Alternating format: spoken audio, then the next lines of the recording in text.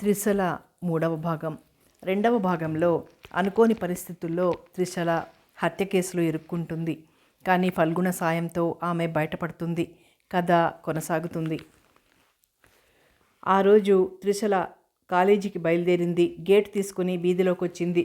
బయలుదేరిందమ్మో, సాగినన్నాళ్ళు సాగిస్తుంది. తేడా వస్తే చెట్టంత మగాడిని చంపేయటం. పోలీసు కేసు లేకుండా చూసే డబ్బు, పవర్ ఉన్నవాడు దొరికాడుగా.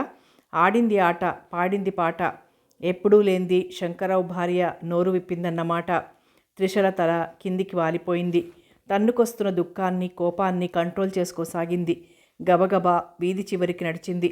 వెళ్ళిపోతోందిరా పాప, పిలుద్దామా? వద్దురా బాబు, నాకు 4 కాలాలు బ్రతకాలనుందిరా. త్రిశల కళ్ళెత్తి చూసింది. కిరాణా షాప్లో ఏదో కొంటున్న 2 యువకులు తినేసేలా చూస్తూ కామెంట్ చేస్తున్నారు. షాపువాడు వీరయ్య శెట్టి వాళ్ళని మందలించకపోగా పళ్ళికిలించి చూస్తున్నాడు. రోడ్డెక్కగానే నీల వస్తూ కనిపించింది. దగ్గరగా వచ్చాక త్రిశలని ఎగాదిగా చూసింది. ఏమిటే అదోలా ఉన్నావు? ఏం లేదులే. కాదు, చెప్పాల్సిందే. త్రిశల చెప్పలేక చెప్పింది పూడుకుపోయిన గొంతుతో. వాళ్ళ మాటలని పట్టించుకుంటే ఎలా? అలా నాకు తెలుసు, కానీ ఎలా? ఆ ఈటలు వచ్చి బలంగా గుచ్చుకొని నా గుండెల్ని గాయపరుస్తున్నాయే. నిజమే, బాధిస్తాయి. కానీ అది ఆలోచిస్తూ మనసు పాడు చేసుకుంటే ఏం లాభం లేదు. అసలు ఇదంతా ఏమిటి? నేనేం నేరం చేశానని? నువ్వేం చెయ్యలేదు, కానీ పరిస్థితులు అలా వచ్చాయి. మరి ఏమిటా పరిస్థితులు? నేరం చేశాను అనుకున్న చట్టం నిజం తెలుసుకుని నన్ను విడుదల చేసింది. జనం మాత్రం చిత్రహింసలు పెడుతున్నారు. ఏడ్చేవాళ్ళని మరింత ఏడ్పించటం మానవ నైజం. వాళ్ళకి తలవంచకపోవటం మంచిది. పక్కనే స్లో చేసిన కారును చూసి ఆగిపోయారిద్దరూ. ఎక్కండి, మీ కాలేజీ వైపే వెళ్తున్నా, దించేస్తాను. రావే. నీల బ్యాక్ డోర్ తీసి ఎక్కి జరిగింది. త్రిశల యాంత్రికంగా ఎక్కి డోర్ మూసింది. కారు ముందుకు దూసుకుపోయింది. కంగ్రాట్స్ ఫల్గుణ్ గారు, హఠాత్తుగా అంది నీల. ఎందుకు అన్నాడతను. ఈరోజు పేపర్లో చూశాను లేండి. అదా, థ్యాంక్స్. ఏమిటే అడిగింది త్రిశల. ఈరోజు నగరంలోని సాహిత్య సంస్థలన్నీ కలిసి ఫల్గుణ్ గారిని సన్మానిస్తున్నాయి. అలాగా, కంగ్రాట్స్. ఇక్కడ కాదు, ఇప్పుడు కాదు అన్నాడు ఫల్గుణ్. మరి సాయంత్రం 6ంటికి కళాభారతికి వచ్చి కార్యక్రమం పూర్తయ్యాక వెళ్ళేటప్పుడు చెప్తే సంతోషిస్తాను. త్రిశల ఆలోచనలో పడింది. 6ంటికి కార్యక్రమం మొదలైతే 9 దాటుతుంది. ఇంట్లో ఏం చెప్పాలి? అసలే ఇప్పుడున్న పరిస్థితుల్లో. ఏమిటి ఆలోచిస్తున్నారు? అబే ఏం లేదు. అయితే కాలేజీ అవగానే ఇంటికెళ్ళి పెద్దవాళ్లతో చెప్పి కాస్త ఫ్రెష్ అయ్యి వస్తాం అంది నీల. సరే. కాలేజీ దగ్గర కార్ ఆగింది. ఇద్దరూ దిగారు. బాయ్ అంటూ కార్ వెళ్ళిపోయింది. త్రిశల, నీల ఆవరణలోంచి క్లాస్ రూమ్ వైపు నడవసాగారు. దీపాలు వెలిగే, పరదాలు తొలిగే. ఎవరిదో కామెంట్. అటు చూడకు అంది నీల. ఈరోజు కాలేజీ వెనుక కార్యక్రమం 5:30కి అందరూ విచ్చేసి జయప్రదం చేయవలనని మనవి. పాత్రలు, పాత్రధారులు, నాటకాల రాయుడు, కాలేజీ బ్యూటీ, అనౌన్సర్లా అభినయిస్తూ ఒకడు. అక్కడందరూ పెద్దగా నవ్వారు. త్రిశలకి వేట కొడవలి తీసుకుని ఒక్కొక్కడిని తెగ నరకాలనిపించింది. కంట్రోల్ తప్పిపోతోంది క్షణక్షణానికి. ఏయ్, ఎప్పుడైనా హత్య చేశావా? అమ్మో లేదే. ఏం? కేసు మాఫీ చేయించేంత పెద్దవాళ్ళని పట్టుకోలేదు. గల్లున నవ్వులు. త్రిశల విసురుగా తిరిగి చూసింది. డిగ్రీ ఫైనల్ ఇయర్ అమ్మాయిలు. బాబోయ్, ఎలా చూస్తుందో! మనల్ని చంపుతుందేమో. భయపడకు, అది మగవాళ్ళని మాత్రమే చంపుతుంది. మళ్ళీ గలగల నవ్వులు. పద, ఆగి వాళ్ళనే చూస్తావేంటి? వాళ్ళు చూడు, మగాళ్ల కంటే దారుణంగా మాట్లాడుతున్నారు బేలగా అంది త్రిశల. అందుకని ఆగిపోయి మరీ వినాలా? అదే వాళ్ళకి మరింత అలుసు. ఈ టార్చర్ నేను భరించలేను. ఈ నిందలు పడే కంటే చావటం మేలు. చచ్చి సాధించేదేం లేదు. ఈ నరకం నుంచి విముక్తి పొందాలి. నీకింత స్వార్థమా? ఏమిటే నువ్వనేది? నీ మానాన నువ్వు పోతావు. అందువల్ల మీ పెద్దవాళ్లకు రంపపు కోత మరింత ఎక్కువవుతుంది. బిడ్డ పోయి, పరువు పోయి వాళ్ళేం బ్రతకగలరు? అంటే క్షణక్షణం చస్తూ జీవించమంటావా? కుక్కల్లాంటి మనుషుల మాటలకి విలువనిచ్చి బాధపడకూడదు. కుక్కల్లా అనకే, అవి సిగ్గుపడతాయి. నక్కల్లాను సరిపోతుంది. నిజమే. త్రిశలకు పాఠాలు చెవికెక్కలేదు. అన్యమనస్కంగా ఉండిపోయింది.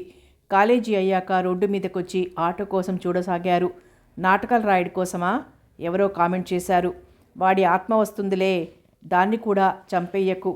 శరీరానికి చావుంది, ఆత్మకు చావు లేదు. ఆత్మ అగ్నిలో కాలదు, నీటిలో తడవదు. ఆత్మ నిత్యం, ఆత్మ సత్యం. ఎవరో గంభీరంగా అన్నారు. త్రిషలకు ఆ మాటలు వినబడకూడదన్నట్లు నీల ఏవేవో చెప్తోంది. కారు దగ్గరగా వచ్చి ఆగింది. త్రిషల ఉలిక్కిపడి చూసింది. ఫల్గుణ్ తెల్లటి దుస్తుల్లో మల్లెపువ్వులా మెరిసిపోతున్నాడు. ఎక్కండి. మౌనంగా ఎక్కారిద్దరూ. మీరెందుకండి వచ్చారు అంది బాధగా త్రిషల.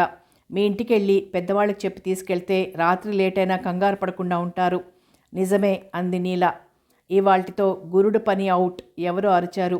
మనల్నే నా కామెంటు. అవును అంది త్రిషల. ఇలాంటివి కేర్ చేయకూడదు. నేను అదే చెప్తున్నానండి అంది నీల. అదే నేను అనుకుంటున్నాను, కానీ నా వల్ల కావటం లేదు అంది త్రిషల. నా వల్ల కాదు అని మీకు మీరే సజెషన్ ఇచ్చేసుకుంటే మీ మైండ్కి అదే ఫీడ్ అయిపోతుంది. దాంతో బ్రెయిన్ మొత్తం బాడీని ఆ సజెషన్కి అనుగుణంగానే తయారు చేస్తుంది. అప్పుడు మీరు ఆటోమేటిక్గా దానికి బానిసవుతారు. చిన్న విషయాన్ని కూడా భరించలేనంత డెలికేట్గా తయారవుతారు. త్రిషల మౌనంగా ఉండిపోయింది. మనసుని అదుపులో పెట్టుకుంటే మనమేం కావాలంటే ఆ విధంగా తయారవగలం. ఇక మీదట మీరు ఒక్క క్షణం కూడా ఖాళీగా ఉండకూడదు. ఏం చేయమంటారు?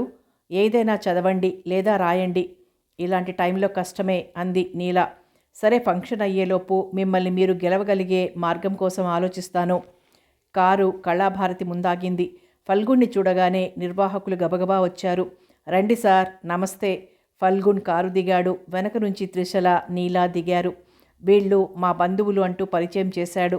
నీల, త్రిషల ఇద్దరూ నమస్కరించారు. అంతా ఆడిటోరియంలోకి నడిచారు. అప్పటికే హాల్ అంతా నిండిపోయింది. ఫల్గుణ్, త్రిషల, నీలలను తీసుకువెళ్ళి విఐపి సోఫాల్లో కూర్చోబెట్టారు. సభ మొదలైంది. సంతానకర్త అతిథులందరినీ వేదిక మీదకి ఆహ్వానించసాగారు. చివరగా ఫల్గుణ్ పేరు పిలిచారు. అంతే, హాల్ అంతా చప్పట్లతో మారుమోగిపోయింది. ఫల్గుణ్ హుందాగా నడిచి వెళ్ళి సభని అలంకరించాడు. ప్రసంగికులు ఒక్కొక్కరే మాట్లాడసాగారు. శ్రద్ధగా వినసాగింది త్రిషల. ఒక్కొక్కరి ప్రసంగం ద్వారా ఫల్గుణ్ గురించి తమకు తెలియని, అతను చెప్పని విషయాలు తెలుస్తున్నాయి. సన్మాన ఘట్టం రానే వచ్చింది. ఘన సన్మానం కనీ విని ఎరుగని రీతిలో జరిగింది. కెమెరాలు అరుదైన దృశ్యాన్ని తమలో బంధించుకున్నాయి. చివర్లో ఫల్గుణ్ స్పందన అద్భుతంగా చెప్పాడు. సభ ముగిసింది. ఫల్గుణ్ వేదిక దిగగానే సరాసరి త్రిషల దగ్గరకు వచ్చాడు. ఇప్పుడు చెప్పండి అన్నాడు. ఇప్పుడు చెప్పటానికి పదాలు వెతుక్కోవాల్సి వస్తోంది. నన్ను పొద్దునే చెప్పనివ్వాల్సింది అంది త్రిషల. ఏమిటిదంతా అంది నీల అర్థం కానట్టు. త్రిషల చప్పున వంగి పాదాభివందనం చేసింది ఫల్గుణ్కి. ఫల్గుణ్ వెనక్కి జరిగాడు. ఇదా చెప్పే విధానం? తప్పకుండా ఇదే. నేను మొక్కిన పాదాలు మీవి కాదు, సరస్వతి తల్లివి. ఫల్గుణ్ ఏదో చెప్పబోయాడు. కొంతమంది అభిమానులు చుట్టూ చేరి ఆటోగ్రాఫ్ కోసం అడగసాగారు. అభినందనలు, ఆటోగ్రాఫ్ పరంపర ఓ అరగంట సాగింది. ఆర్గనైజర్స్ వచ్చి ఏదో మాట్లాడబోయారు. ఫల్గుణ్ అందుకు అవకాశం ఇవ్వకుండా బయలుదేరాడు. అప్పటికే టైం 9:30 అయింది. అందరూ వచ్చి కారెక్కారు. నా వల్ల మీరు త్వరగా వచ్చేస్తున్నారు కదూ అంది త్రిషల. అదేం లేదు, మీ ఇంట్లో చెప్పే తీసుకొచ్చాగా. అయినా పొగడ్తను, తాగుతూ కూర్చోకూడదు. దేవుని పలహారంగా తినాలి అంతే. ఎంత బాగా చెప్పారు. ఎంతైనా రైటరాయే అంది నీల. ఫల్గుణ్ నవ్వాడు. ఇంతకీ త్రిషలకేదో చెప్తానన్నారు గుర్తు చేసింది నీల. అవును. ఏమిటది అంది త్రిషల. మీకు రచయిత్రి కావాలని ఉంది కదా. అది నా జీవితాశయం. సో ఖాళీ దొరికినప్పుడల్లా ఏదో ఒకటి రాసేయటమే. ఇదా మీరు చెప్పాలనుకున్నది? ప్రస్తుత పరిస్థితుల్లో నా వల్ల కాదు. అందుకు నేను మార్గం చెప్తాను. ఏమిటది? మీరు ప్రతిరోజు మా ఇంటికి వచ్చి నా పేపర్స్ని ఫెయిట్ చేసి పెట్టాలి.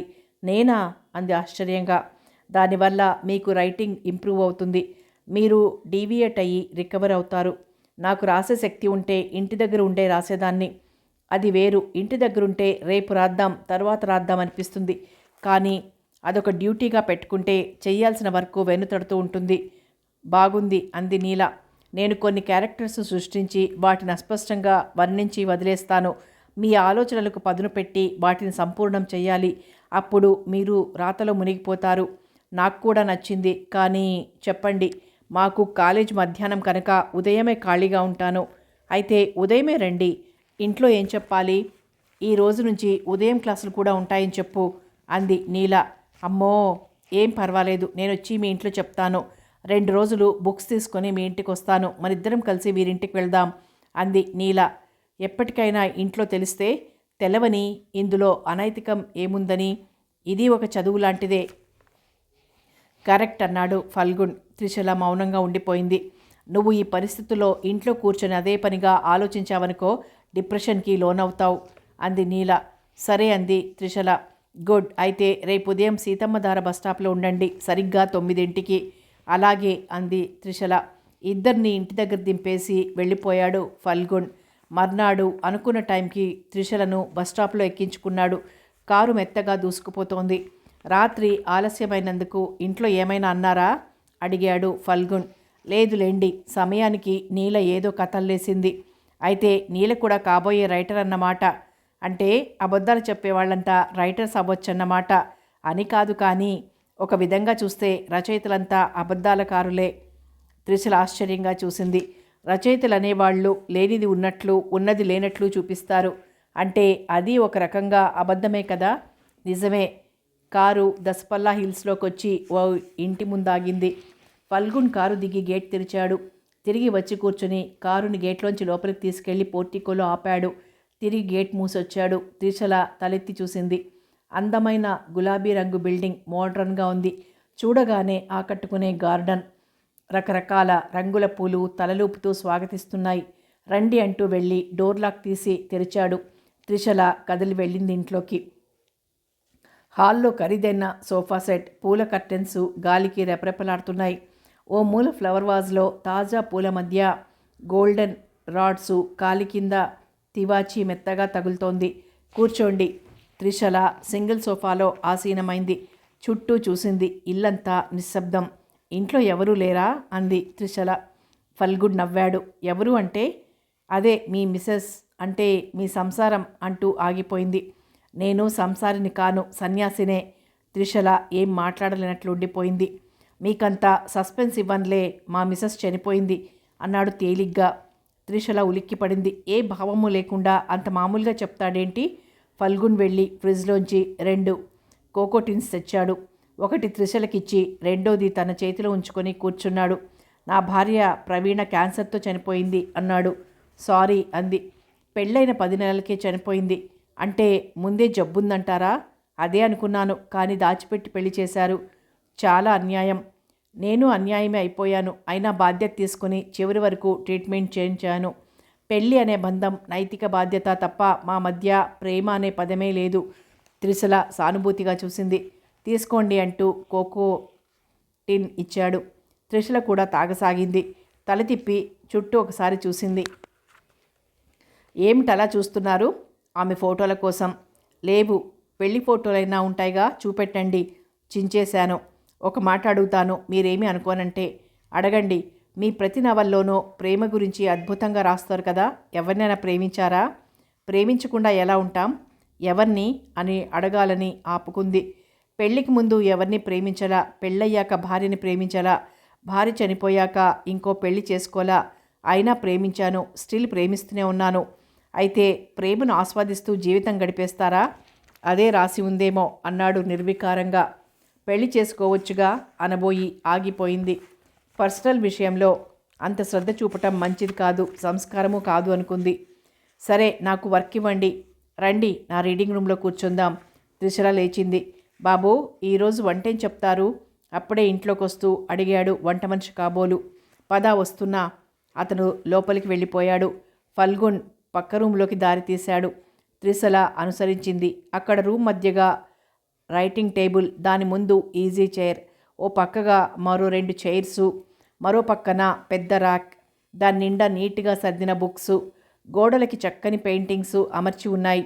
అక్కడున్న పెద్ద కిటికీలోంచి బయటకు చూస్తే ఫౌంటైన్ నీటిని విరజిమ్ముతూ చల్లని గాలిని ప్రసరిస్తోంది.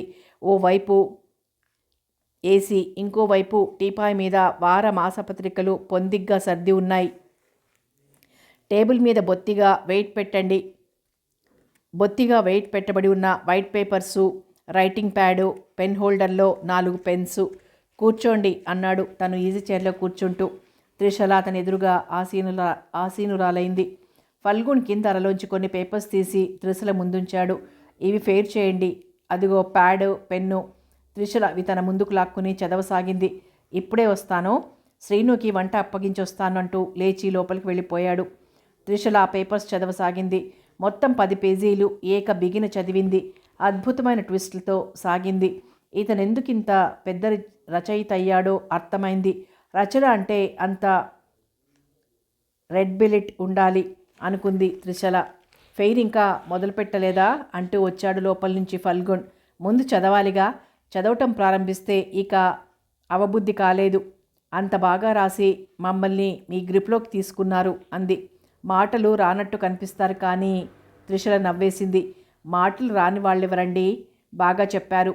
త్రిశల పెన్ తీసుకుని వర్క్ మొదలుపెట్టింది. కాసేపటికల్లా ఆమెలో పొంగి పొలుతున్న ఉత్సాహం చూసి అతను తృప్తిగా నిట్టూర్చాడు. మీ రైటింగ్ చాలా అందంగా ఉంది అన్నాడు. ఈ రాత బాగానే ఉంటుంది, ఇదే తిన్నగా లేదు అంటూ నుదుటివైపు చూపించింది. అంత నిరాశ పనికిరాదు, మంచి రోజులు వస్తాయి. ఏం రావటమో, ఏం మంచి రోజులో, ముందు రాయండి. త్రిశల మౌనంగా రాతలో పడిపోయింది. ఫల్గుణ్ కూడా వేరే ప్యాడ్ తీసుకొని రాయసాగాడు. ఏకధాటిగా అరగంట సాగింది. శ్రీను కాఫీలు తెచ్చిచ్చి వెళ్ళాడు. ఇద్దరు పెన్స్ పక్కన పెట్టి కాఫీ తాగసాగారు. ఇలా బాగుంది, ప్రతిరోజు మీరు వచ్చి రాస్తుంటే కంపల్సరీ నేను రాస్తుంటాను, లేకపోతే రాయనట్టు నవ్వింది త్రిశల. రాస్తానులేండి, నాకు నేనే పోస్ట్పోన్స్ చేసుకుంటూ ఏ అర్ధరాత్రికో రాస్తూ ఉంటాను. మరోలా అనుకోకండి, మీరు నాకు మంచి కంపెనీ. మీరు రాస్తుంటే నాకు రాయాలని మూడొచ్చేస్తుంది. త్రిశల నమ్మలేనట్లు చూసింది. ఆర్ట్ అనేది అంతే, ఒకరిని చూసి ఒకరు ఇన్స్పైర్ అవుతారు. మంచి కంపెనీ, మంచి పోటీ ఉంటే సాధన బాగుంటుంది. అలాగా, అంతేకాదు ఒకరికి తెలియని విషయాలు మరొకరు తెలుసుకుంటారు. డిస్కషన్ వల్ల కొత్త విషయాలు వెలుగులోకి వస్తాయి, చరిత్ర తెలుస్తుంది. ఇంత మదనం జరిగితే మైండ్కి మంచి ఫీడ్. త్రిశల అతను చెప్పేవన్నీ జీర్ణించుకోసాగింది. సాహిత్యం గురించి ఏమైనా చెప్పండి. సాహిత్య ప్రపంచం అంతులేని మహాసముద్రం. ప్రపంచ సాహిత్యానికి 150 ఏళ్ల చరిత్ర ఉంది. ప్రపంచం మొత్తంలో మొదటిసారి ముద్రింపబడిన వార మాసపత్రికలే. ఫోన్ రింగ్ అయింది. మీరు ఆ పేపర్స్ కూడా ఫేర్ చేయండి, ఇప్పుడే వచ్చేస్తానంటూ లేచి వెళ్ళాడు ఫల్గుణ్. త్రిశల మళ్ళీ రాయటం మొదలుపెట్టింది. 10 నిమిషాల తర్వాత వచ్చాడు ఫల్గుణ్. త్రిశల తలెత్తి చూసింది. నాకు విజిటర్స్ వస్తున్నారు, వాళ్లతో 1 గంట పడుతుంది. ఈలోపు మీరు ఇవి పూర్తి చేయండి. త్రిశల తలూపింది. ఫల్గుణ్ లోనికి వెళ్ళిపోయాడు. 1 గంట అయ్యేసరికి శ్రీను వచ్చాడు. భోజనానికి రండి. త్రిశల అతని వంక చూసింది. అయ్యగారు డైనింగ్ టేబుల్ దగ్గర వెయిట్ చేస్తున్నారు అన్నాడు. త్రిశల లేచి అతన్ని అనుసరించింది. డైనింగ్ రూమ్లో అడుగు పెట్టగానే ఆహ్లాదంగా అనిపించింది. గ్లాస్ ఫిట్టింగ్ డైనింగ్ టేబుల్ అందంగా మెరుస్తోంది. టేబుల్ మీద 2 వెండి ప్లేట్లు, గ్లాసులు సెట్ చేసున్నాయి. ఒకదాని ముందు ఫల్గుణ్ కూర్చొని తింటున్నాడు. రండి, అదిగో సింక్, చెయ్యి కడుక్కోండి అన్నాడు. త్రిశల అటుకేసి వెళ్ళి చెయ్యి వాష్ చేసుకొని అద్దంలోకి చూసుకుంది. ముఖం అలసటగా ఉంది. వెంటనే ముఖం కూడా కడుక్కుంది. శ్రీను టవల్ అందించాడు. త్రిశల వచ్చి చైర్లో కూర్చుంది. శ్రీను వడ్డనకు రెడీ అయ్యాడు. ఆగు అంటూ హ్యాండ్ బ్యాగ్లోంచి లంచ్ బాక్స్ తీసింది. అదేంటి, ఎందుకు తెచ్చారు అన్నాడు ఫల్గుణ్. ఉదయం నుంచి సాయంత్రం వరకు కాలేజీ అంటే లంచ్ బాక్స్ ఇవ్వరా ఏంటి అంది. బాక్స్ తెరిచి అన్నం ప్లేట్లోకి పెట్టింది. ఏం కూర అన్నాడు. ఏమో చూడాలి. వంట మీరు చెయ్యరా? మా అమ్మే చేస్తుంది. మా అత్త కూడా చేస్తుంది. అయితే కష్టమే. ఎవరికి? మిమ్మల్ని భరించబోయేవాడికి. త్రిశల అర్థం కానట్టు చూసింది. భరించేవాడు భర్త. త్రిశల పకాలను నవ్వింది. సాహితీ సృష్టలతో మాట్లాడడం ఇంత థ్రిల్లింగ్గా ఉంటుందని ఊహించలేదు. మీకు తగ్గ అందంతో పాటు వంట వచ్చిన వాడై ఉండాలి కదా. అసలు పెళ్లి చేసుకుంటే కదా. ఏం అన్నట్టు చూశాడు. చక్కగా రచనలు చేసుకుంటూ నా జీవితం నేను జీవిస్తాను. మనిషి అన్నాక తోడుండాలి. నిజమే, ఆర్ట్ మంచి తోడే, కానీ అది జీవితాన్ని ఇవ్వాలి, దెబ్బతీయకూడదు. ఫల్గుణ్ ఆశ్చర్యంగా చూశాడు.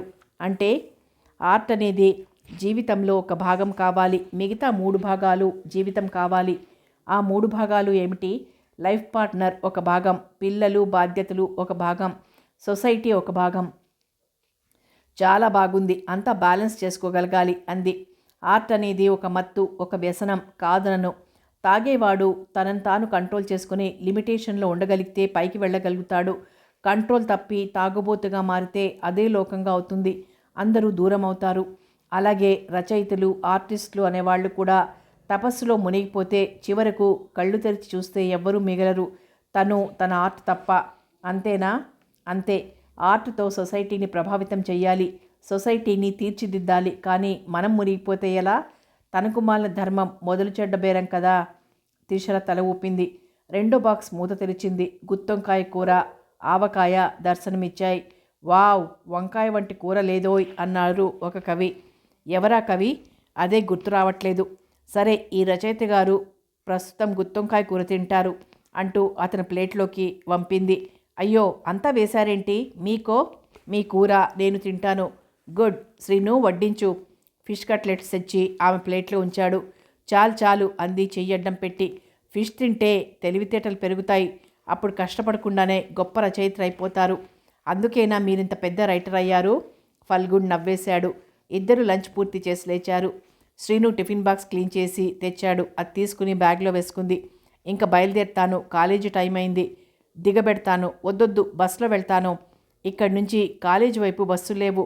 మై గాడ్, ఆ సంగతి ముందు తెలీదే. తెలిస్తే నేను ఇక రాలేనండి మీ ఇంటికి. ఏం? మా ఇంటి నుంచి ఇక్కడికి బస్సు లేవు, ఇక్కడి నుంచి కాలేజీకి బస్సు లేవు. అది ఓ సమస్యనా? మీరు రోజు సీతమ్మధార బస్ స్టాప్లో వెయిట్ చేస్తే అక్కడి నుంచి మా ఇంటికి, ఇంటి నుంచి కాలేజీకి దిగబెడతాను. త్రిషల ఉలిక్కి పడింది. అతని ముఖంలోకి గుచ్చి గుచ్చి చూసింది. ఇదంతా ఎందుకు అంది సూటిగా. అంటే ఇంత శ్రమ మీకు అవసరమా? ఇందులో శ్రమేముంది? ఉంది. లేదు, నేను ప్రతిరోజు ఉదయం షిరిడి సాయిబాబా గుడికొస్తాను. తిరిగొస్తూ మిమ్మల్ని పికప్ చేసుకుంటాను. ఇక ఎటు తిరిగి కాలేజీ దగ్గర దింపటం ఆ మాత్రం చెయ్యలేమా? నేను ప్రతిరోజు మీ కారులో కాలేజీకి వస్తే నాకు టార్చర్ మరింత ఎక్కువ అవ్వదా? అది పాయింటే. సరే రండి, ఆ విషయం తర్వాత ఆలోచిద్దాం. మీకు టైం అవుతుంది. ఫల్గున్ డోర్ తీసి ఎక్కాడు. త్రిషల తిరిగొచ్చి తను కూర్చొని డోర్ మూసింది.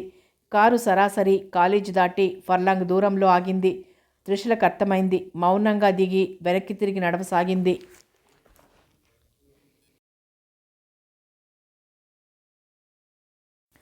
4 రోజులు గడిచాయి. ఆ రోజు కాలేజీ నుంచి వస్తూ నీల అడిగింది. ఏమైంది నీకు? ఫల్గున్ గారిని కలవలేదటగా? ఎందుకని? ఏదో ఉంది. బలమైన కారణం లేకుండా ఒక్కరోజు వెళ్ళి మానేస్తామా? ఇష్టం లేకపోతే చెప్పొద్దులే. అంత నిష్ఠూరంగా మాట్లాడకు. చెప్పు మరి. అతను ఎందుకో నాకు చాలా ఎక్కువ ప్రాధాన్యత ఇస్తున్నట్లు అనిపిస్తోంది. మంచిదేగా? ఏమిటి మంచి? గెడమంచి. గెడమంచి అంటే ఏమిటే? భాష పెరిగిపోయింది. త్రిషల నవ్వేసింది.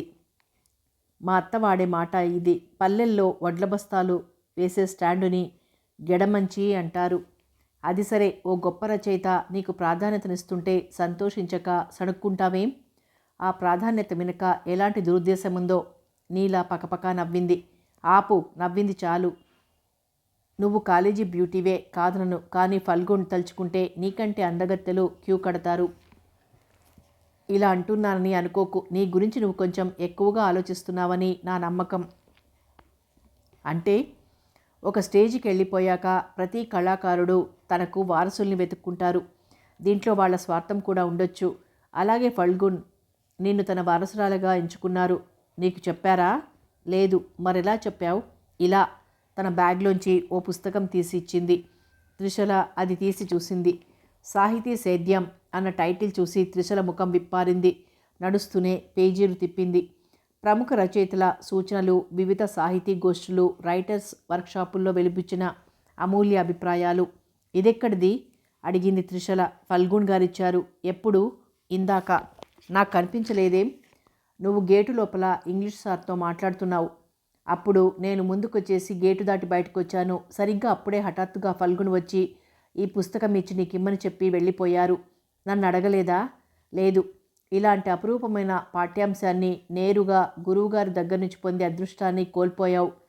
తప్పు చేసినట్లు ఫీల్ అయింది త్రిషల. బాధపడుతున్నావా? అవును. నీ తప్పు నువ్వే తెలుసుకున్నావుగా. అయితే రేపెళ్ళి సారీ చెప్పు. అలాగే. మర్నాడు ఉదయం 9:30 అయింది. ఫల్గున్ ఇంటి ముందు ఆటో ఆగింది. త్రిషల ఆటోలో నుండి దిగి ఆటో అతనికి ఫేర్ చెల్లించి గేట్లోకి నడిచింది. ఫల్గున్ మొక్కలకి నీళ్లు పెడుతూ కనిపించాడు.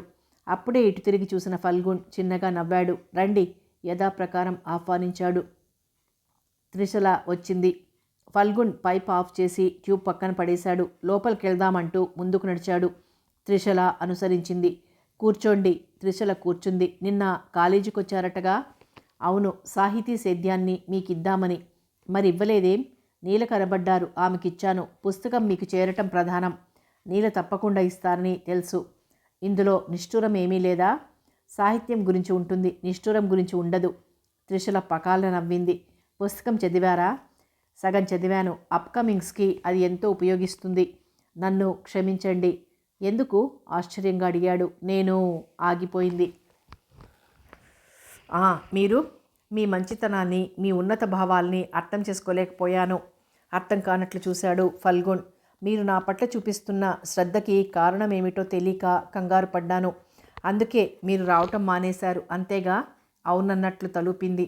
అందులో మీ తప్పేం లేదు. నిజానికి అలా ఆలోచించటం చాలా సహజం కూడా. సాహిత్యం పట్ల మీకున్న తపన, ఆసక్తి చూసి మీకు తగిన సహకారం అందించాలనిపించింది. అలా నాకే ఎందుకు చెయ్యాలనిపించింది అంటే నా దగ్గర ఖచ్చితమైన సమాధానం లేదు. కొందరిని చూస్తే చేతనైన సహాయం చేయాలనిపిస్తుంది. ఆడ మగ, చిన్న పెద్ద తారతమ్యం ఆలోచించలేం. త్రిశల మౌనంగా ఉండిపోయింది. జరిగిందేమో జరిగింది, ఇక ఆ విషయం మర్చిపోండి. అలాగే. వర్క్లోకి దిగుతారా? ఇప్పుడు రాసే మూడ్ లేదు, రేపటి నుంచి రాస్తాను. గుడ్. మంచి కాఫీ తాగుదాం. శ్రీను వచ్చాడా? ఉదయం వచ్చి కాఫీ ఫ్లాస్క్లు పోసి టిఫిన్ పెట్టి వెళ్తాడు. మళ్ళీ 10:30కి వచ్చి వంట చేసి వెళ్ళిపోతాడు అంటూ లేచి ఓ పక్కగా టీపాయ్ మీద ఉన్న ఫ్లాస్క్లోంచి కప్పులోకి కాఫీ వంపి తెచ్చాడు. మరి మీకు? నాకును అంటూ లోనికెళ్ళి ఇంకో కప్పు తెచ్చి కాఫీ నింపి కూర్చుని సిప్ చేయసాగాడు. త్రిశల, తెలుగులో మొట్టమొదటి వారపత్రిక ఏదో చెప్పగలరా? హఠాత్తుగా అడిగాడు. లేదు అంది బిడియంగా. వృత్తాంతిని. అది 1842 నుంచి 1850 వరకు నడిచింది. పువ్వాడ వెంకట్రావు అనే ఆయన దాని సంపాదకులు. ఆ పత్రిక తొలి సంచికల్లో ముద్రితమైన కావ్య ప్రబంధ శతకాల పట్టికని బట్టి అది సాహిత్యానికి ఎంతో సేవ చేసిందని తెలుస్తుంది. చిన్నయ్య సూరి వంటి మహా విద్వాంసుడు కూడా దానిలో సంపాదకీయాలు, లేఖలు రాశాడు. అలాగా? అవును. ఆ తర్వాత 1848లో వెలువడింది హితవాది అనే మాసపత్రిక. దాని సంపాదకుడు ఫాదర్ జె. ఎడ్మండ్ షెల్మీ అనే ఆంగ్లేయుడు. వాట్? తెలుగు పత్రికకి ఆంగ్లేయుని సంపాదకత్వమా? అవును. ఆ పత్రిక కొంతకాలం నడిచి ఆగిపోయింది. తిరిగి 1862 నుంచి నడిచి కొన్నాళ్ల తర్వాత పూర్తిగా ఆగిపోయింది. ఆ తర్వాత వచ్చిన పత్రిక సుజన రంజని. అది 1862 నుండి 1867 వరకు నడిచింది. అందులో కేవలం సారస్వత విషయాలకే ప్రాధాన్యత ఉండేది. వింజమూరి కృష్ణమాచార్యులు, బహుజనపల్లి సీతారామాచార్యులు, కారుమంచి సుబ్బారాయలు దాని సంపాదకులు. అది మొదట మాసపత్రికగా మొదలై తర్వాత ద్విమాస పత్రిక అయింది. చిన్నయ్య సూరి తన రచనలను, టీకా టిప్పణులను అందులో రాసేవాడు. వెరీ ఇంట్రెస్టింగ్ అంది త్రిశల సంతోషపడిపోతూ. మొహమాటానికి అంటున్నారా? ఇంతటి సాహితీ విశేషాలు, చరిత్ర నన్ను కూర్చోబెట్టి చెప్పే పుణ్యాత్ములు ఇంకెవరైనా ఉంటారా? అంది కృతజ్ఞతగా. ఫల్గుణ్ ఉత్సాహంగా చూసి చెప్పసాగాడు. ఆ రోజుల్లో నిర్విరామంగా 20 ఏళ్లు నడిచిన పత్రిక పురుషార్థ ప్రదాయిని. 1872లో ప్రారంభమైన ఆ పత్రిక బందర్ నుంచి వచ్చేది. గొప్ప సాహితీ విలువలున్న పత్రిక అది. దానిలో భారత టిప్పణులు, పుస్తక విమర్శలు, వైద్య విషయాలు, వింతలు, విశేషాలు, కథలు ఉండేవి. తగుమాత్రం తెలుగు చదవటం వచ్చిన వాళ్ళకు కూడా అర్థమయ్యేలా ఉండేవి. ఇక సంఘ సంస్కరణోద్యమే కంకణంగా కట్టుకుని సాంఘిక, మత, రాజకీయాలలో ప్రజలను చైతన్యపరిచిన పత్రిక వివేకవర్ధిని. ఇది 1874 నుండి 1893 వరకు నడిచింది. వీరేశలింగం గారి నేతృత్వంలో ముందు మాసపత్రికగా పుట్టి తర్వాత పక్షపత్రికై పిదప వారపత్రికగా మారింది. లంచాలు తీసుకునే రాజకీయ ఉద్యోగులను, సంఘానికి అపకారం చేసే దుశ్శీలులను ఆ రోజుల్లోనే వివేకవర్ధిని గడగడలాడించింది అన్నాడు ఫల్గుణ్. ఫెంటాస్టిక్. సాహితీ పత్రికను సంఘసేవకు ఉపయోగించుకున్న సాహసి మొదటి వ్యక్తి వీరేశలింగం పంతులు గారు. సంఘ సంస్కరణ ఉద్యమంలో ప్రముఖ ప్రచార సాధనమైన వివేకవర్ధిని ముఖతిలకంగా భారతదేశంలోని ఒక పద్యం ఉండేది. ఏ పద్యం? అంది త్రిశల కుతూహలంగా. ఫల్గుణ్ క్షణం ఆగాడు. గుర్తు చేసుకుంటూ ఉండిపోయాడు. త్రిశల యాంగ్జైటీగా చూస్తోంది. ఒరులేయని ఒనరించిన నరనర అప్రియము తన మరంబున కగుదా నొరులకు నవి సేయకునికి పరాయణము పరమ ధర్మపదములకెల్లన్ అనే పద్యం ఉండేది. తాత్పర్యం చెప్పనక్కర్లేదు కదా అన్నాడు ఫల్గుణ్. అక్కర్లేదు, అర్థమైంది లేండి. ఆ ఉన్నత లక్ష్యంతోనే వీరేశలింగం గారు ఆ పత్రికను నడిపారు. ఆ లక్ష్యాన్నే కాశీనాథుని నాగేశ్వరరావు పంతులు గారు తమ ఆంధ్రపత్రికకు ఆదర్శంగా పెట్టుకున్నారు. ఆగాడు ఫల్గుణ్. ఆ రోజుల్లో బాల సాహిత్యం పత్రికలు ఉండేవా? అడిగింది త్రిశల. ఓఎస్. తొలిసారిగా బాల సాహిత్యం ప్రచురించిన పత్రిక జన వినోదిని. దీనిలో 1875 నుంచి 1885 వరకు పిల్లల కథలు విరివిగా ప్రచురించబడ్డాయి. కథల గురించి, కవుల గురించి తెలియచేసే పత్రికలు ఉండేవా? ఉండేవి. 1880లో గురజాడ శ్రీ రామ్మూర్తి గారి సంపాదకత్వంలో ప్రబంధ కల్పవల్లి కవుల జీవితాన్ని విపులంగా ప్రచురించింది. ఇంకా 1881లో యథార్థవాది అని గరుడ కూర్మయ్య సంపాదకత్వంలో వెలువడింది. కానీ అది 4 ఏళ్లే నడిచింది. ఆ తర్వాత కాలంలో పత్రికలు అన్ని అంశాలలో రావటం మొదలైనాయి. యథార్థవాది ఆముద్రికత గ్రంథ చింతామణి, శ్రీమద్వత్తయాన, తరంగిణి, శ్రీ వైజయంతి, తెలుగు జనాన, శశిరేఖ, ఆంధ్ర కాశిక, కల్పలత, భావ కవితా బిలాలు మొదలైనవి. 1894 నుంచి 1896 వరకు నడిచిన పత్రిక శ్రీమద్వత్తయాన తరంగిణి. అది బెజవాడ బాలకృష్ణారెడ్డి గారిచే నడపబడింది. 1894-99 వరకు వచ్చిన శ్రీ వైజయంతిని ప్రముఖ రాజకీయవేత్త పనప్పాకం అనంతాచార్యులు నడిపారు. 1893 తెలుగు జనాన పత్రికకి మల్లాది వెంకటరత్నం గారు సంపాదకులు. తర్వాత రాయసం వెంకటశివుడు గారు దీనికి సంపాదక బాధ్యతలు నెరిపారు. దాదాపు 12 ఏళ్లు నడిచిన ఈ పత్రికలో వీరేశలింగం గారు, వావిలాల వాసుదేవ శాస్త్రి గారు రచనలు చేసేవారు. 1893 నుంచి 1900 వరకు నడిచిన శశిరేఖకే గట్టుపల్లి శేషాచార్యులు సంపాదకులు. ఇది మద్రాసు నుంచి నడిచింది. ఆ రోజుల్లో పెరుగుతున్న జాతీయోద్యమాన్ని ప్రతిబింబించటం కోసం, తెలుగువారిలో సర్వతోముఖ జాగృతి కోసం, ఆధునిక విజ్ఞానాన్ని అందించటం కోసం అప్పటి దేశభక్తులైన యువకులు పూనుకున్నారు. దేశభక్తుడు, సాహితీవేత్త అయిన ఏసీ పార్థసారథి నాయుడు గారు ప్రారంభించిన పత్రిక ఆంధ్ర ప్రకాశిక. అది 1888 నుంచి 1927 వరకు నడిచింది. ఆ పత్రిక ద్వారా నాయుడు గారు తెల్లవారి దమన నీతిని, వారి అమానుష కృత్యాన్ని నిర్భయంగా విమర్శించారు. ఈ వారపత్రిక కొంతకాలం తర్వాత వారానికి 2 సార్లు వచ్చేది. ఒక వారపత్రిక అటువంటి రోజుల్లో అంతకాలం అవిచ్ఛిన్నంగా సేవ చేయటం అపూర్వం. సాహిత్యంతో పాటు విజ్ఞాన విషయాలను ప్రచురించిన పత్రిక కల్పలత. మహోపాధ్యాయ, ఆచంట సాంఖ్యాయన శర్మ సంపాదకులు. భావ కవితా బీజాలు, ఆధునిక రూపురేఖలతో కథానికలను, కవితలను ప్రచురించిన తొలి పత్రిక ఇది. దీనిలో లలిత అనే కథ ప్రచురింపబడింది. అదే తొలి తెలుగు కథ. రచయిత సాంఖ్యాయన శర్మగారే. వెంకట పార్వతీశ కవులు ఈ పత్రిక ద్వారానే ప్రభవించారు. ఇది 1903 నుంచి 1905 వరకు తిరిగి 1927లోనూ వెలువడింది. 1895లో సంగీతపు బాపురాజు గారు నడిపిన పత్రిక బాలిక. ఇది తెలుగులో తొలి మహిళా పత్రిక. ఆ రోజుల్లోనే మహిళలకు ప్రత్యేక పత్రిక ఉందా అంటూ త్రిశల ఆశ్చర్యపోయింది. ఫల్గుణ్ నవ్వాడు. చరిత్ర తిరగేస్తే ఎన్నో అద్భుతాలు తెలుస్తాయి. 1902లో కాకినాడ నుంచి హిందూ సుందరి అనే పత్రిక వెలువడింది. దీనిని అచ్చంగా మహిళలే నిర్వహించారు. శ్రీమతి మాడభూషి, చూడమ్మ, కళ్ళేపల్లి వెంకటరమణమ్మల సంపాదకత్వంలో దాదాపు 15 ఏళ్లు నడిచిన ఈ పత్రికలో మహిళలే రాసేవారు. వీరు దాదాపు 100 మంది ఉండేవారు. మై గాడ్, స్త్రీలు ఆ కాలంలో అంత ముందంజ వేశారంటే నమ్మశక్యం కాకుండా ఉంది అంది ఆశ్చర్యపోతూ. ఫల్గుణ్ తల ఊపాడు. 1901 నుంచి తెలుగు పత్రికలలో గణనీయమైన మార్పు వచ్చింది. అప్పటి వరకు పత్రికలు 36 పేజీలను మించి ప్రచురించేవారు కాదు. ఆ సంవత్సరం నుంచి పేజీలు పెరిగాయి. భాష కూడా సరళమైంది. 1916లో వావిళ్ల వెంకటశాస్త్రి గారి నేతృత్వంలో వెలువడిన పత్రిక పేరు త్రిలింగ. మొదట ఇది మాసపత్రిక, తర్వాత పక్షపత్రికగా మారింది. అనంతరం వారపత్రిక అయింది. ఇది పూర్తిగా సాహిత్య పత్రిక. ఇంకా ప్రముఖ ఆంధ్ర, అభ్యుదయ, కృష్ణాపత్రిక, స్వరాజ్యం, ఆంధ్రపత్రిక, సౌందర్యవల్లి, ఆంధ్రవార్త, మాతృసేవ, మొదలైన పత్రికలు తొలినాళ్లవి. ఆ తర్వాత గృహలక్ష్మి, ఆంధ్రమహిళ, భారతి, వినోదిని మొదలైనవి. 1919లో సెప్టెంబర్లో తెలుగు అనే పత్రిక వచ్చింది. అయితే ఇది కేవలం 1 సంవత్సరమే నడిచింది. ఈ పత్రికలో గిడుగువారు సంపాదకీయం, విన్నపములో గ్రాంధికవాదులను బాగా రెచ్చగొట్టారు.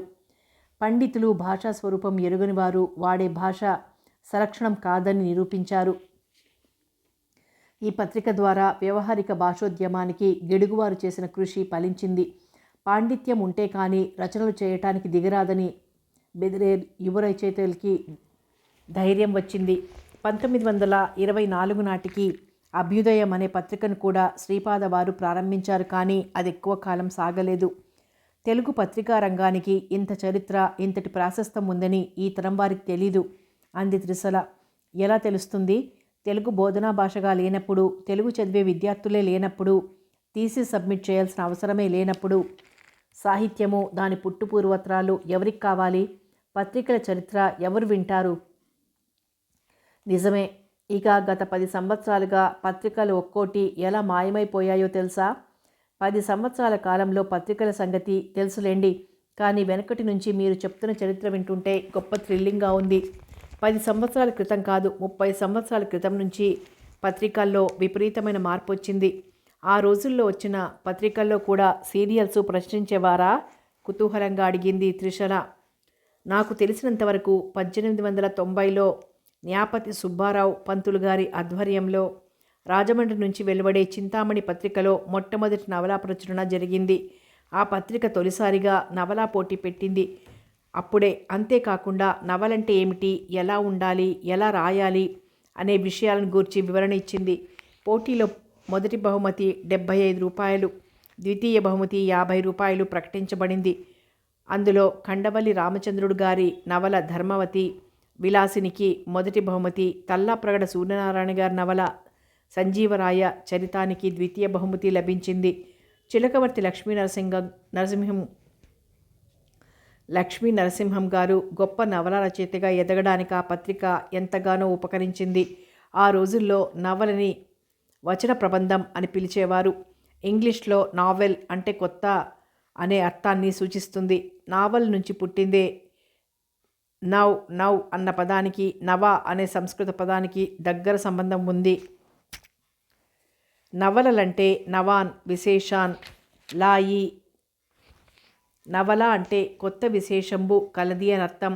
అందుకే నావెల్ అనే పదానికి వేరే సంస్కృత పదం కోసం ప్రయత్నించకుండా నవల అనే వాడుతున్నారు.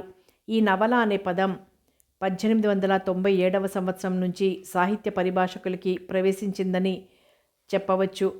తెలుగులో మొట్టమొదటి నవల వీరేశలింగం పంతులు గారి రాజశేఖర చరిత్రమే కదూ అడిగింది త్రిషల. ఆ విషయంలో భిన్నాభిప్రాయాలున్నాయి. తెలుగులో తొలి నవల కొక్కొండ వెంకటరత్నం గారు రచించిన మహాశ్వేత అని నిడదవోలు వెంకట్రావు గారు ప్రతిపాదించారు. శ్రీరంగరాజు చరిత్రమే మొదటి నవలని టేకుమళ్ళ కామేశ్వరరావు గారు అభిప్రాయపడ్డారు. మహాశ్వేత నవల 1867లోని రచింపబడింది. వీరేశలింగం గారి రాజశేఖర చరిత్ర 1878లో వెలువడింది. దానికి 6 సంవత్సరాల ముందే శ్రీరంగరాజు చరితం రాయబడింది. మరి అందరూ రాజశేఖర చరిత్రమే తెలుగులో మొదటి నవలని అంటారు కదా. వీరేశలింగం గారు తెలుగు సాహిత్యంలో అనేకానేక ప్రయోగాలు చేశారు. అంతేకాకుండా వారి స్వీయ చరిత్రలో తెలుగులో మొదటి వచన ప్రబంధం అంటే నవలని వారే రచించారని చెప్పుకున్నారు. అందుకే ఆయన రాసిన రాజశేఖర చరిత్రమే మొదటి తెలుగు నవలని సాహితీపరులు భావించారు. Calling bell బజ్మంది. ఫల్గున్ లేచాడు.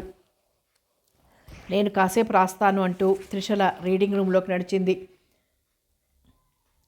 ఫ్రెష్ పేపర్సు బొత్తుగా పెట్టబడి ఉన్నాయి. త్రిషల కూర్చొని కంటిన్యూయేషన్ చదవసాగింది. కాసేపటికి హాల్లో అడుగుల చప్పుడు, మాటలు వినిపించసాగాయి. త్రిషల దృష్టి అటు మళ్ళింది. తప్పు ఎవరిదనేది తర్వాత విషయం. ముందు నీ వంతు కృషి నువ్వు చెయ్యాలి. చెయ్యలేదా ఏమిటి? చేశామా లేదా అనేది కాదు, సాధించాలిగా. ఏం సాధిస్తాను? తనే నన్నెంతో సాధించి చంపితేను. పేరుకు పెద్ద రచయితవి, ఏం లాభం? మీ మధ్య ఏర్పడిన అగాధాన్ని పూడ్చుకోలేకపోయావు. అగాధం కాబట్టే ఏ నుయ్యో గొయ్యో అయితే నా తరమయ్యేది. నీ రచయిత తెలివంతా ఏమైంది? అన్నింటికీ రచయిత రచయిత అంటారు. రచయితలంటే సర్వజ్ఞులని లేక మెజిషియన్లో మంత్రతంత్ర విద్యలందు ఆరితేరిన వాళ్ళు అనుకుంటారో ఏంటో. నిజంగా చెప్పాలంటే రచయితలు మామూలు జనాల కంటే అమాయకులు. తమ రచనల్లో చూపిన ప్రతిభ, లాజిక్కు నిజ జీవితంలో చూపెట్టుకోలేరు. ఏడ్చినట్టుంది. నిజం శేఖర్. రచయితలు సున్నిత మనస్కులు. ఏ చిన్న తాకిడికి తట్టుకోలేరు. చిగురుటాకులా వణికిపోతారు. వెంటనే విరక్తి చెందుతారు. ఇదేంటి? అవును, వారి మనోనేత్రం ఎప్పుడూ తెరిచే ఉంటుంది. దాంతో ఈ సమాజాన్ని, భవిష్యత్తుని చూడగలుగుతారు. సమాజం నుంచి విడిపోయి సమాజాన్ని వాచ్ చేయగలుగుతారు. అందులోనే నిరంతరం జీవిస్తారు. శేఖర్ ఆశ్చర్యంగా చూశాడు. ఆ సందర్భంలో తానున్న పరిస్థితిని కానీ, తన అవసరాల్ని కానీ, తన బాధ్యతలు కానీ, తన కష్ట సుఖాల్ని కానీ తాను గుర్తించలేని అసక్తుడవుతాడు. అతనికి కావాల్సినవన్నీ ఆత్మీయులు కానీ, పార్ట్నర్ కానీ సమకూర్చి పెట్టాలి. అతను సమాజానికి సమకూరుస్తాడు అన్నాడు ఫల్గుణ్. తనకు మాలిన ధర్మం మొదలు చెడ్డ బేరం కావచ్చు. రచయిత మానసిక పరిస్థితి అదే. ఇది అందరికీ అర్థమయ్యే విషయం కాదు. శేఖర్ బిగ్గరగా నవ్వాడు. ఓకే, నువ్వన్నట్టు స్నేహితునిగా ఇప్పుడు నేనేం చేయాలి? ఏమీ చెయ్యొద్దు. పెళ్ళంటే చేయొచ్చు. సంబంధం మాట్లాడుకొచ్చి బాజా భజంతులు తెచ్చి విందులు చేసి అన్నీ చెయ్యొచ్చు. కానీ ప్రేమికుల మధ్య వచ్చిన మనస్పర్ధల్ని తొలగించడం ఎవరితరం? ఇది ఎవరికి వారు చేసుకోవాల్సిన పని. అందుకే నా చేతకానితనంతో అలా ఉండిపోయాను. Dam nonsense. అసమర్థత అనుకోకు. మీరెవరికి వారు అహంకరించుకుంటున్నారు. నాది అహంకారం కాదు, కానీ ఆమె అహంకారానికి బలైపోతున్నాను. ఆమె ఆడది. అహంకారం, ఆభిజాత్యం ఉంటుంది. ఓ మెట్టు దిగొచ్చి ఆలోచించు. నిన్ను నువ్వు ప్రూవ్ చేసుకో. That's all. అది ఎప్పుడు అవతలి వ్యక్తి కూడా అర్థం చేసుకోవడానికి ప్రయత్నించాలి అనుకున్నప్పుడు. అసలు పూర్తిగా అవతలి గట్టుకెళ్ళి నిల్చుంటే ఏం చేయగలం? ఈదుకుంటూ వెళ్ళాలి. ఈత రాకపోతే నేర్చుకుని వెళ్ళేసరికి పుణ్యకాలం గతించిపోతుంది. ఆమె ఆ గట్టునే ఉండిపోదుగా. ఉండదు. జనారణ్యంలోకి వెళ్ళిపోయి ఉంటుంది. అప్పుడు నువ్వు వెతికి పట్టుకోవాలి. Oh my god. అయితే వేరెవరినైనా పెళ్లి చేసుకుని స్థిరపడు. ఓకే, పెళ్ళి ఫెయిల్యూర్. తర్వాత ప్రేమ ఫెయిల్యూర్. ఇక మూడో పెళ్ళా? ఏం, నువ్వు మగాడివి. ఈ రోజుల్లో ఆడవాళ్లే చేసుకుంటున్నారు. శేఖర్ ప్లీజ్ వేరే టాపిక్ మాట్లాడు. మీరేం లవర్సో నాకు అర్థం కాదు. మృదుల దగ్గరికి వెళ్ళొచ్చా? తను ఏం మాట్లాడలేదు. ఈ టాపిక్ తెస్తే డైవర్ట్ చేసింది. నేను అమెరికా వెళ్ళేంత వరకు బాగానే ఉన్నారుగా. ఏడాదిలో ఏమైంది మీకు? ఆగు, కోక్ తెస్తాను అంటూ లేచాడు. మాట తప్పించకు. ప్రేమికులన్నాక ఒక్కోసారి మిస్అండర్స్టాండింగ్స్ వస్తాయి. ఏకంగా వేరుపడటమేనా? పడ్డారనుకోండి, ఎవరికి వారు సెటిల్ అవ్వచ్చు కదా. అది లేదు. ఇద్దరికిద్దరు ఒంటరి పక్షుల్లా గడిపేస్తున్నారు. ఫల్గుణ్ లోపలికి వెళ్ళాడు. శ్రీను ట్రేలో 3 కోక్స్ తెచ్చాడు. ఒకటి శేఖర్కిచ్చి రీడింగ్ రూమ్లోకి నడిచాడు. శ్రీను తిరిగొచ్చి మూడోది టీపాయ్ మీద పెట్టి వెళ్ళిపోయాడు. శేఖర్ బ్రుకుటి ముడిపడింది. కర్టెన్లోంచి లోపలికి చూడాలని ప్రయత్నించాడు. ఫల్గుణ్ వచ్చి కూర్చొని తను కోక్ తీసుకున్నాడు. శేఖర్ మాటిమాటికి రీడింగ్ రూమ్ వైపు చూస్తుండటం ఫల్గుణ్ గమనించాడు. శేఖర్ రా, నీకో వ్యక్తిని పరిచయం చేస్తానంటూ లేచాడు. శేఖర్ కూడా లేచి అనుసరించాడు. త్రిశల లేచి నిలబడింది. ఈమె మిస్ త్రిశల వుడ్ బి. సగంలోనే అందుకున్నాడు శేఖర్. అర్థమైంది, నమస్తే అన్నాడు త్రిషని ఆపాదమస్తకం చూస్తూ. త్రిశల కూడా నమస్కరించింది. ఇతడు నా బాల్యమిత్రుడు. ప్రస్తుతం అమెరికాలో సాఫ్ట్వేర్ ఇంజనీర్గా చేస్తున్నాడు. సెలవుల్లో వచ్చాడు. పేరు శేఖర్. ఒక్క నిమిషం తర్వాత ఇద్దరు యువతలకొచ్చారు. శేఖర్ నెమ్మదిగా గుసగుసగా ఏదో అంటున్నాడు. ఫల్గుణ్ కూడా నెమ్మదిగానే మాట్లాడుతున్నాడు. త్రిశల లేచి గోడకి చెవి ఉంచింది. మంచి సెలక్షన్. ముందే చెప్పొచ్చుగా అవతల రూమ్లో ఉందని. ఏమిటి నువ్వనేది? నీ వుడ్బీ ఇక్కడే ఉందని. స్టాప్. నా వుడ్బీ ఏంటి? నీకు మతిపోయిందా? వుడ్బీ అని పరిచయం చేశావు. ఆమె వుడ్బీ రైటర్ అని చెప్పబోయాను. సగంలోనే అర్థమైంది అంటూ నీ నిర్వాక మీద ఫల్గుణ్ కసిరాడు. సారీరా. ఆమెకి రాయాలని తపల, నేర్చుకోవాలని కోరిక. నాకు పరిచయమైంది, శిష్యురాలైంది, అంతే. ఇప్పటికింతే. అయినా మీకు మంచి భవిష్యత్తు రావాలని నా కోరిక. చేరి మూర్ఖుల మనసు రంజింపరాదు. మే మూర్ఖలమే లేవోయ్. మేధావివి. తమ నిర్వాకమేమిటో. ఈ పూట లంచ్ ఇక్కడే చెయ్యి అన్నాడు ఫల్గుణ్ మాట మారుస్తూ. సారీరా, మా చిన్నమామగారు వాళ్ళు పిలిచారు. వెళ్ళేలోపు ఇంకోసారి వస్తాను. అప్పుడు కలిసి భోంచేద్దాం. సరే, నేను వెళ్ళొస్తాను. శేఖర్ వెళ్ళిపోయాడు. ఫల్గుణ్ అతన్ని సాగనంపి వచ్చాడు. త్రిశల ఎదురుగా ఉన్న కుర్చీలో కూర్చున్నాడు. మా శేఖర్ కాస్త నోటి తొందరవాడు. అతని మాటలకి మీరేమీ హర్ట్ కావద్దు. త్రిశల ప్రశ్నార్థకంగా చూసింది. అతను నన్నేమీ అనలేదే అంది. మిమ్మల్ని ఎదురుగా ఏమీ అనలేదులేండి. కానీ గోడలు చెప్పే విషయాలు కొన్ని ఉంటాయిగా. త్రిశల ఉలిక్కి పడింది. ఫల్గుణ్ నవ్వేశాడు. త్రిశల సిగ్గుపడింది. తప్పు చేసినట్లు తల వంచుకుంది. డోంట్ వరీ, అదంతా సహజమే. అసలు అలా ఉండాలి కూడా. ఒక్కోసారి గోడలకి చెవి ఆనించడం చాలా అవసరం. త్రిశల నవ్వేసింది. ఒక ఆడ ఒక మగ ఒక చోట కనబడితే చాలు, వాళ్ళిద్దరి మధ్య ఏదో రామాయణం ఉందని, అది జరుగుతున్న రామాయణం అన్నా కావచ్చు, జరగబోయే రామాయణం అన్నా కావచ్చు అని ఊహాగానాలు చేసే సమాజం ఎన్నడు మారుతుందో అర్థం కాదు. మీలాంటి వాళ్లే మార్చాలి అంది త్రిశల. ఏం మీలాంటి వాళ్ళు కాకూడదా? మీరు అనుభవజ్ఞులు, పెద్ద రైటర్. సరే లేవండి, లంచ్ టైం అయింది. ఇద్దరూ వచ్చి డైనింగ్ రూమ్లో కూర్చున్నారు. శ్రీను వడ్డించసాగాడు. త్రిశల మౌనంగా తినసాగింది. ఇవాళ మీరు పరధ్యానంగా ఉన్నారు అన్నాడు ఫల్గుణ్. లేదు, బీ ఫ్రాంక్, శేఖర్ మాటలు మిమ్మల్ని ఆలోచింపచేస్తున్నాయి. దేని గురించి అని నాలుగు ఖర్చుకుంది. మన గురించి కాదులేండి, నా గురించి, మృదుల గురించి. నిజమే, ఒప్పుకుంది త్రిశల. మిమ్మల్ని సస్పెన్స్లో ఉంచటం నాకు బాగోదు, చెప్తాను. త్రిశల కుతూహలంగా చూసింది. ఓసారి మీరు అడిగారు గుర్తుందా? ఏమిటి? ఎవరినైనా ప్రేమించారా అని. ప్రేమించకుండా ఎలా ఉంటాం అన్నాను. అవును, మీరు విని ఊరుకున్నారు. ఏమిటి ఎవరిని అని అడగలేదు. అది మీ సంస్కారం. మీ మీద సదభిప్రాయం మరింత పెరిగింది. టూకీగా చెప్తాను. కథ కొనసాగుతుంది.